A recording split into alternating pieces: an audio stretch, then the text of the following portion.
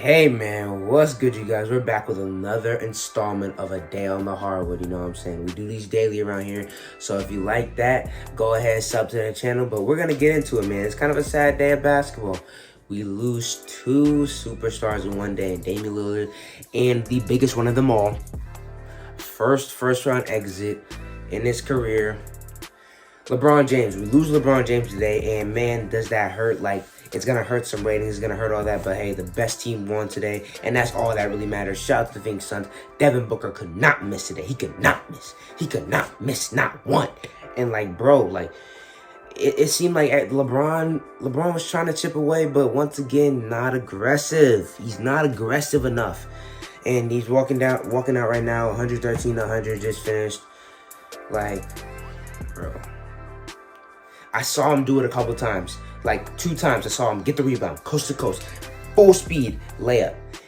But he decided to go to the post up or just passing it out to the shooters. Although they did play a little bit better today in KCP and Wesley Matthews, they still didn't play good enough for LeBron James to pass it to them a lot. Like, you know what I'm saying? LeBron should have had like 40 shot attempts today and 45 points. That should have been the stat line, but he was just too passive. Once again, he was too passive. We just stormed off to the locker room, the first one to go off. First round exit. I talked about how this would affect his legacy in a very recent video, so if you want to go check that out, go ahead, go check that out. I'm not going to talk about it too much in this video, but I'll speak on it a little bit. A lot of other legends have lost first round exit, and people don't like to point that out. Like MJ has 3 first round exits, but I never hear that. It's usually all about the good with MJ and other players. Kobe has 2, Kareem has 2, so Magic has 1. So a lot of the greats have first round exits. It's not the biggest of deals, but it would have been a cool thing if he had a clean slate in the first round. But hey, it is what it is, man. Injured Anthony Davis. This felt like a Kevin Durant situation to me when I saw that he was coming out, and I'm just super glad he didn't make the injury worse. It seems like it's just the same, you know what I'm saying? And he went out before it got too bad, and that's always great because when the Kevin Durant situation happened, he wasn't supposed to play. He gets a bucket. He was looking nice. He was looking good. He was jumping in the locker room, you know. And then he goes and has a major injury, and it sets back and just. Do you ask yourself, that's when it's like the players, like you have to think about who to listen to a little bit more. I don't know, but man, I'm just really glad it didn't get worse. Shout out to Anthony Davis for trying. I respect that a lot from Anthony Davis, and I think everybody else should, because he tried to play in a game that he had no business playing in, and I think that should always be respected. But let's get to the Suns side of things. Oh, also I want to touch on Dennis Schroeder and KCP. Shout out to them playing their hearts out today, and Marcus Gasol as well. He didn't play the 4th quarter, I don't think, but shout out to KCP and Dennis Schroeder for playing their hearts out today on defense and offense. They tried their best, especially Schroeder in the 3rd quarter. He was going insane, deflecting everything, but it just wasn't enough. Devin Booker, 43 points, career high in three-pointers, 47. He couldn't miss, bro. It seemed like every time they needed a basket, it was in. And hustle and LeBron being passive can't beat. You can't miss. You know, Devin Booker couldn't miss, 47, and it was an efficient one.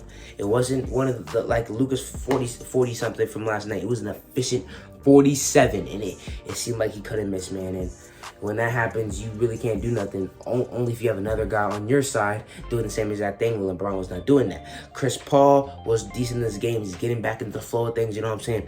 Got hurt again the other night, but he looked okay today. So shout out to him. DeAndre Ayton, when he was in the game, I think Monty Williams let him out for too long, and I feel like that's why the Lakers even had a little bit of a fighter's chance, because he wasn't in the lane to protect all those guys going into the lane. So he's going to be very important for their success going through into the future. So shout out to them, man. They're going to be playing the Nuggets. I think that's a great matchup. Jay Crowder getting back in his groove is very, very big. Mikal Bridges still hasn't got his groove back like Jay Crowder did, but you know he's going to play the defense, and he wasn't struggling as much as Jay Crowder. He's just not shooting great. Cameron Johnson is shooting great when he gets a chance to. Cam Payne didn't have as great as a game as he had in the past in this series, but he played okay today, and the role players are looking nice, and it's really, really good for Jay Crowder to get his stroke back. I don't think people understand how important that is because, man, he was bricking, bro. But now he's back on it. I think he had 3 straight threes in the first quarter, 9 points quick, and that's the type of things you need from your role players, man. And he gave that to them today.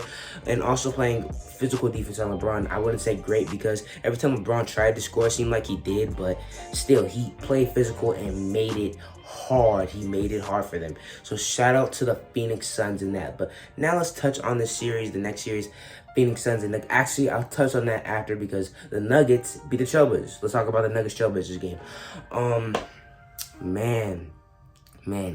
I was really hoping we can get 7 games of this, but the best team won, and I just really want to touch on these guards that have filled in the role of Jamal Murray, man. These guards have been great. Monty Morris, Austin Rivers, Campazzo wasn't great today. He was kind of in foul trouble, and I'm not sure how much Marcus Howard played, but those 4 guards, those complimentary guards, have been playing very big, especially Rivers and Morris. Man, Morris looks like a real starting point guard out there, bro, and he is a bench PG, and he's showing his cerebral abilities, being able to get Jokic the ball in the right places, hitting down big shots. And Austin Rivers, big shot after big shot, 53% from 3 in the last 2 games, shooting insane from the 3-point line and getting to the bucket as well, and not being not holding the ball too much and not sticking the ball too much, just getting his open looks, getting into the lane when he can because he can do that. But, you know, the offense surrounded by Jokic, you know what I'm saying? And I feel a big thing was Michael Malone was not afraid to not play Michael Porter Jr. at the end of the game, although he had a great, and I mean a great first quarter, especially in a decent first half. Didn't have a great second half, and because of the defense things, he put JaMychal Green in at the end of the game, and I think that was very, very smart. Just because that is kind of your second option right now, if you feel that it's not the best thing to have him in the game, I guess it's not the best thing to have in the game, and it worked out. JaMychal Green got a big rebound, and I think it was Austin Rivers that hit the shot. Don't quote me on that, but I think Austin Rivers hit that 3 to really bring it out, and Damian Lillard couldn't do anything about it, man. It was the lead was way out of his league, man. And if it's way out of Dame's league, it's out of everybody's league. So, but also Dame didn't have a great fourth quarter, 0 for 8 in the fourth quarter. Didn't play great, but hey, man, we have our off days. You have 55 points. I feel like you have, bro. I feel like that was a gut-wrenching loss, and I feel that people on the internet weren't giving how great Dame played and the loss enough credit on how that can really hurt a team's morale. And although they did come out great, it just feel like they ran out of gas, and especially Dame ran out of gas. CJ McCollum had a really good third quarter, didn't have a great game, but I say he had a good game. Yusuf Nurkic in foul trouble once again. Man, Jokic puts that man in foul trouble, puts him in, he was the best player to guard him, but I don't think he can guard him very well, and that's how good Nikola Jokic is. Almost a 30-point triple-double on 50, I think 50, 40, 90 maybe, or 50, high 30, 90. Bro, that's crazy. He's a center, by the way. I just want to let y'all know, he's a center. Yeah, I mean, Nikola Jokic is a insane player. Played great today. But let's talk about the Trailblazers' struggles before we get into the Nuggets Suns series, man. Robert Covington, he shot decent today. Norman Powell, he wasn't great. Enes Kanter was, again, unplayable, and I don't know why he still plays even a little bit. Carmelo Anthony wasn't hitting those threes that he normally hits in this series, and he didn't hit them yesterday either. I mean, the other game either. CJ McCollum had a great third quarter, like I said, but not a great game. And if Dame is not giving you 55, and also if he's going 0 for 8 in the fourth quarter, you got to take the L, although they did have a big lead for most of the game, and it kind of resembles what happened to the Nuggets. The Nuggets just ended up pulling it out. The Trailblazers crawled all the way back with Dame, but didn't have enough. The Nuggets crawled all the way back with Jokic and the boys, but they did have enough, and that's why the series is over 4-2, man. Man, oh man. And it was a really good game at the end, but the Nuggets were too much, man. And like I said, shout out to the 2 complimentary guards and Rivers and Morris for being big, bro. And shout out to Michael Malone for not being scared to make big adjustments. Now let's get into the Suns Nuggets series. I think it's going to be a good one. I say Suns in 6 if Devin Booker can continue this and Jay Crowder is not shooting 5% from 3. DeAndre Ayton is going to be a very, actually, let me take that back. A decent matchup for Nikola Jokic. I feel like he may be a little bit better at, although he is young, I feel like he'd be a little bit better at keeping his fouls under control. He has a guy like Chris Paul. He has a guy like Monty Williams to keep him under control. And I saw something very important in this game. When Dennis Schroeder pump faked and went into DeAndre Ayton and got that foul, Devin Booker and Chris Paul was on him telling him, you can't do that, you can't do that, you can't do that. I don't see Dame Lillard doing that, and maybe because Nurkic is a little bit older, but I feel like Paul and Booker are going to stay on him to not be in foul trouble as much as Nurkic was, especially because they don't have a big man after him. And even though Kanter was unplayable, at least he's big. Sark, I know. He played in game 2 and he looked scared. Kaminsky, no. Jokic is going to eat alive Kaminsky. I feel like Kanter would be the second best option on the Suns to guard him. Maybe Jay Crowder could do it for a little bit. I wouldn't want Torrey Craig, although he did play a lot of small ball 5 in this series. I wouldn't want that because Jokic is too big for Torrey Craig. Let's think about some others. Mikal Bridges, too big for him. All those wings, they have a lot of skinny wings besides Jay Crowder. I think Jay Crowder may be the second best option on Nikola Jokic, and that's not a great option. So DeAndre Ayton is a very pivotal factor in this series coming up. I think the guards have to match Devin Booker, and if Chris Paul is at 100%, their production is that, and that's going to be very hard. They did it with Damian Lillard and CJ McCollum, though, so who says they can't do it with Devin Booker? But Devin Booker is on a different level right now. But so was Damian Lillard, so I'm not really sure with that one, man.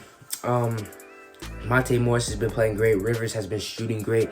Porter has to be big. He can't be too inconsistent. See, Porter has the talent to be a number 1 option and has been a second option a little bit, but you can't be so inconsistent. You can't score 26 points and then go like 0 for 5 to start the second half. You just can't do that if you want to be counted on as a big piece on a championship, on a team that wants to win a championship. That can't be the case, man. So I'm not sure if he'll step up to the plate as much as I think he will, but I feel he'll have a decent series because who will be on him? Actually, I think probably Jay Crowder, right? Yeah, Jay Crowder will probably be on MPJ now I think about it. Or Aaron Gordon, but Aaron Gordon is more of a complimentary piece to me. I feel like MPJ has the potential to be a piece that, like, a second option type piece. Aaron Gordon ain't that for me. He's more of a catch and shoot, lob, really good defender type guy, Robert Covington type guy in my opinion. I was never very high on him, and I'm really not that high on him to this day, but I feel like he's a really good role player on a playoff team, and I think that's what he'll be. I think that Aaron Gordon would see some time on Devin Booker because he saw some time on Damian Lillard and he didn't do a bad job. So I feel like that would be something that Michael Malone puts into action. But yeah, man, that's all I got for you guys today, man. I will be out of town and I'll probably be doing these all audio out of town because the setup isn't going to be good in the hotel. So I'll still be doing these dailies. I'm really trying to put myself on the map, and I feel a really good way of doing that is doing these things daily. So if you like this type of content, like and sub on the video if you haven't already. And I'll see you guys next time.